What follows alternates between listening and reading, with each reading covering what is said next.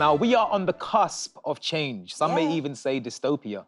Our next guest explores the themes of climate change, protest, and radical hope with her work. Definitely. She uses recycled material that she's found on the street to create her art. So let's meet Eva Joy. Hey. Hello. Nice to meet you guys. You too. Thank you for being here. I love that you've chosen to express yourself through your art as well. Like, you know, seeing the childlike qualities in creating. We've got some other pieces in the studio as well, which I love. This one, I just feel like next to Aaron, I just feel like it's so unique. Like, you know, there's so much going on in the middle, and then there's the stature of it all as well. Can you explain some of the other pieces? So this piece is called A Curious Electricity Pylon. Okay. The actual image of the girls playing in a trolley was a picture that I took myself near where I live. And then the picture of a little house inside a pylon.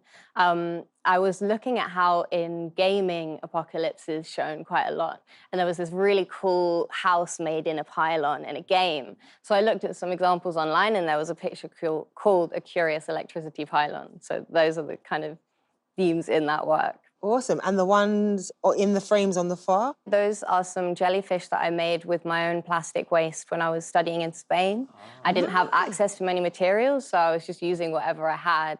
And I made all these jellyfish and then I hung them up around the beaches there, which kind of sparked conversation about climate change and not just plastic use, because I think plastic and climate change, people often only think about plastic when they think about climate change, but actually there's so much more. And jellyfish are an interesting example of how they're kind of tied into the whole thing, because jellyfish numbers are increasing massively at the moment because of rising sea temperatures and because of overfishing of their predators. That was really well explained as well, thank you. And I feel like your work is testament to just how diverse art can be, and also how impactful art can be on serious topics.